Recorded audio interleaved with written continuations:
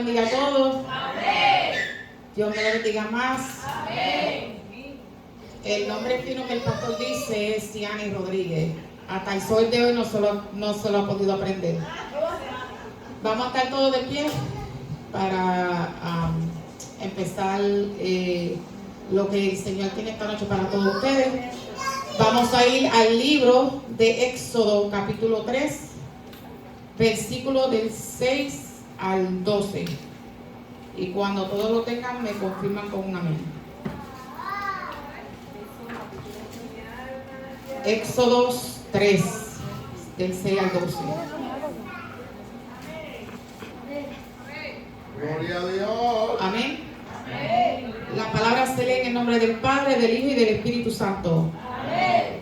Y dijo: yo soy el Dios de tu padre, Dios de Abraham, Dios de Isaac y Dios de Jacob. Entonces Moisés cubrió su rostro porque tuvo miedo de mirar a Dios. Dijo luego Jehová: bien he visto la aflicción de mi pueblo que está en Egipto, y he oído su clamor a causa de sus exactores, pues he conocido sus angustias, y he descendido para librarlos de mano de los egipcios, y sacarlos de aquella tierra a una tierra buena y ancha, a tierra que fluye leche y miel, a los lugares del cananeo, del eteo, del amorreo, del fereceo, del jebeo y del jebuseo. El clamor pues de los hijos de Israel ha venido delante de mí, y también he visto la opresión con que los egipcios los oprimen. Ven por tanto ahora, y te enviaré a Faraón, para que saques de Egipto a mi pueblo, los hijos de Israel. Entonces Moisés respondió así: ¿quién soy yo para que vaya a Faraón y saque de Egipto a los hijos de Israel? Y él respondió: ve, porque yo estaré contigo, y esto será por señal de que yo te he enviado. Cuando hayas sacado de Egipto al pueblo, serviréis a Dios sobre este monte. El tema de hoy que la presidenta puso fue libre. Oh, gloria. Y yo voy a titularlo de cadenas a corona. Gloria a Dios. Mi introducción va a ser: ¿alguna vez te has preguntado cómo Dios puede liberarnos de nuestras propias esclavitudes y usarnos para su propio propósito, sin importar quién somos? Los israelitas eran descendientes de Jacob. Llegaron a Egipto durante una época de hambruna, cuando José, uno de los hijos de Jacob, ocupaba un alto cargo en el gobierno egipcio. Con el tiempo la situación cambió y los israelitas se multiplicaron, y los nuevos faraones que no conocían a José lo esclavizaron por temor a su creciente de número. Ellos estuvieron en Egipto más o menos unos 430 años, dice la Biblia, pero en sí se estima que estuvieron en esclavitud unos 215 años. Durante este tiempo los israelitas fueron sometidos a trabajos forzados y a condiciones de vida difíciles en la agricultura y construcción. Moisés tuvo un encuentro con Dios en la zarza ardiente, donde Dios le reveló su plan para liberar a los israelitas y le encomendó la tarea de confrontar al faraón. Dios se le reveló a sí mismo, y al declarar su relación con los patriarcas, esto le recordó a Moisés que Dios es el Dios de pacto, y que su pacto con Israel aún era válido e importante. Este no era un nuevo Dios que se encontraba con Moisés, sino el mismo Dios que trató con Abraham, Isaac y Jacob, y el mismo Dios que trata con nosotros todos los días. Dios dijo a Moisés que hiciera lo que era apropiado para una criatura frente a su creador, que era reverenciar y reconocer la santidad. Moisés respondió como un hombre que sabía que no solo era una criatura, sino una criatura pecadora, y se cubrió el rostro.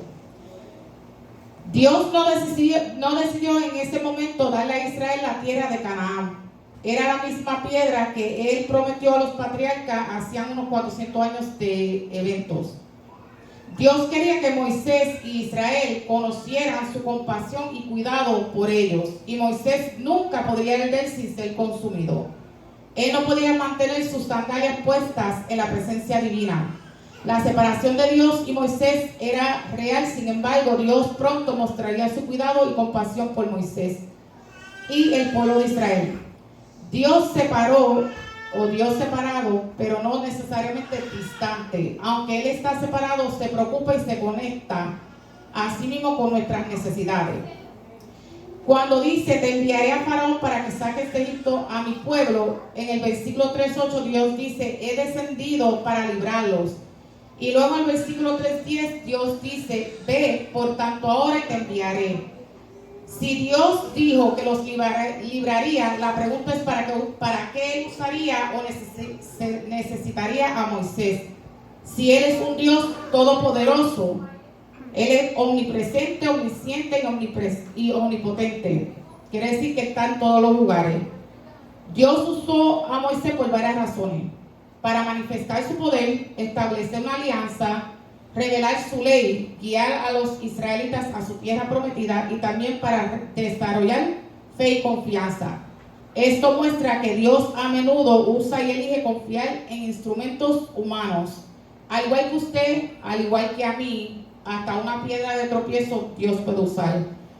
Dios lo podría hacer todo él mismo, pero la mayoría de sus planes a veces es trabajar con las personas y a través de ellas, ya que somos colaboradores justamente con Él.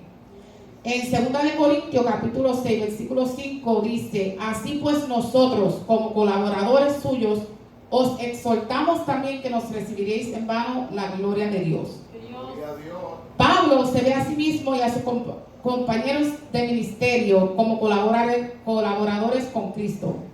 No es que Dios necesitara de Pablo o de cualquier otro ser humano, pero Dios quiere que seamos colaboradores suyos para nuestro bien. Pablo estaba instando a los creyentes en Corinto a tomar en serio la gracia de Dios. La gracia de Dios se refiere a su amor inmerecido, su misericordia, su favor hacia nosotros.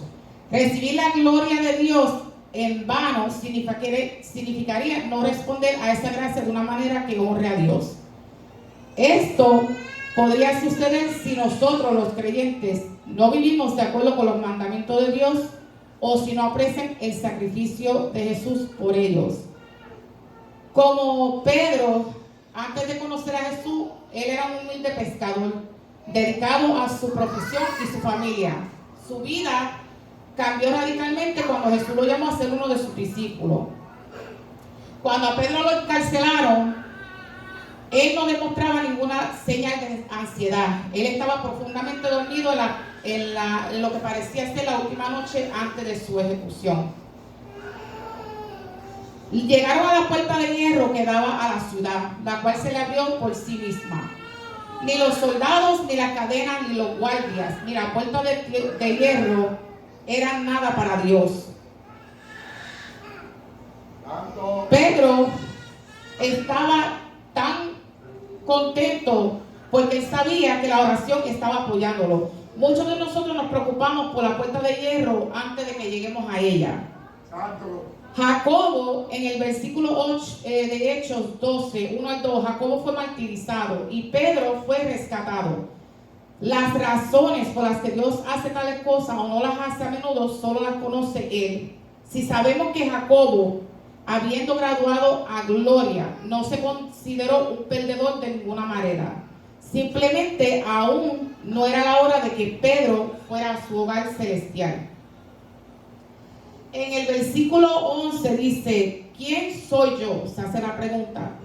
40 años antes de Moisés pensó que sabía quién era él. Él era un príncipe de Egipto, un hebreo, él era un instrumento dirigido por Dios. Él fue escogido por Dios para liberar a Israel después de 40 años de perseguir ovejas en el desierto. Moisés no tenía la misma seguridad en sí mismo que alguna vez tuvo. Yo estaré contigo. La respuesta de Dios tiene la intención de desviar el enfoque de Moisés de sí mismo y hacia dónde él debería estar.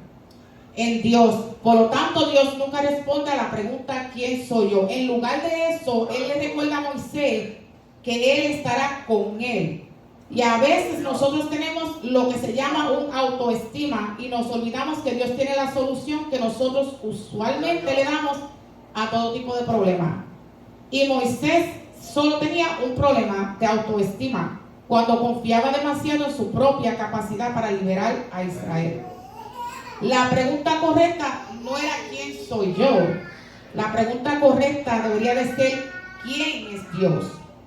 Cuando conocemos el Dios que está con nosotros, la identidad de Él era más importante que la de Moisés. Yo estaré contigo después de eso. Ya Moisés no tuvo más nada que protestar. En el libro de Esther, capítulo 4, versículo 13 al 15, habla de cuando el primo Mardoqueo le habla a Esther y le acuerda a ella que si ella callaba absolutamente en ese tiempo, respiro y liberación vendrá de alguna otra parte para los judíos. La confianza de Mardoqueo estaba en la fidelidad de Dios, no en la fidelidad de Esther. Él sabía que Dios defraudaría a su pueblo incluso si los individuos defraudaran a Dios. Mardoqueo le recordó a ella que aunque el destino del pueblo de Dios descansaba en Dios y no en ella, su propio destino dependía de su propia fidelidad a Dios. Mardoqueo sabía que Dios había promovido a esta huérfana en el exilio por una razón, y era que Esther debía tener el coraje y la sabiduría para ver esa razón y cumplirla. El principio se aplica a nosotros. Dios nos promueve o nos pone en un lugar por una razón y necesitamos el coraje y la sabiduría para saber esa razón y caminar con ella. Gloria a Dios. Tomando la determinación del Señor, Esther decidió que iría y haría una aparición valiente delante del rey, pero solo si iba apoyada por la oración y el ayuno. Amén. Ella llevó una actitud audaz que muchos de nosotros la necesitamos. Santo, así es. Hacia su misión estaba decidida a ser obediente sin importar el costo.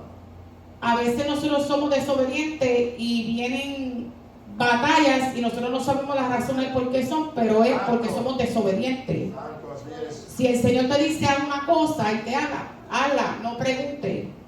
Gloria a Dios.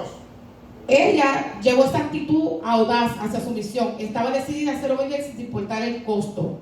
En Mateo 10:28 Jesús nos exhorta a tener la misma actitud y dice: no temáis a los que matan el cuerpo, mas el alma no pueden matar. Temed más bien a aquel que puede destruir el alma y el cuerpo en el infierno. Es a Dios a quien se debe de temer, no al hombre que persigue a los seguidores de Jesús. Lo peor que pueden hacer es destruir al cuerpo, pero ser un cobarde ante Dios puede tener consecuencias eternas. Amén. No hay cura para el temor del hombre como el temor de Dios. Dios, gloria a Dios, aleluya. Mientras Moisés no pudo más que tener no seguir protestando, sino que a partir de ahí sus objeciones pasan de una piadosa falta de autosuficiencia a una impía falta de fe. Mientras Moisés cuidaba su rebaño en el desierto, probablemente parecía totalmente improbable que él guiaría como unos 3 millones de su pueblo a este mismo monte. Pero Dios prometió que así sería. A través de una serie de plagas enviadas por Dios, incluyendo la muerte de todos los primogénitos egipcios, el faraón finalmente permitió que los israelitas fueran liberados. Pregunto, ¿cómo nos libera Dios de nuestras propias esclavitudes y cómo nos transforma y las usa para su propósito? Mi respuesta para ustedes, hermanos, es a través de Jesucristo, a través de la verdad, a través del Espíritu Santo y a través de la comunidad cristiana. En Santiago 5:16 nos anima a confesarnos nuestros pecados unos a otros y a orar uno por otros para que podamos ser sanados. La historia de la liberación del pueblo de Egipto, la vida de Pedro y la valentía de Esther nos enseña sobre la providencia divina, la liberación y el propósito de Dios en nuestras vidas. Y a través de la liberación de Egipto vemos el poder de Dios para liberar a su pueblo de la esclavitud y llevarlos a la tierra prometida. Pedro, que era un simple pescador, fue transformado por Jesús en una roca sobre la cual se construyó la iglesia. Esther, una joven judía, fue usada por Dios para salvar a su pueblo de la aniquilación.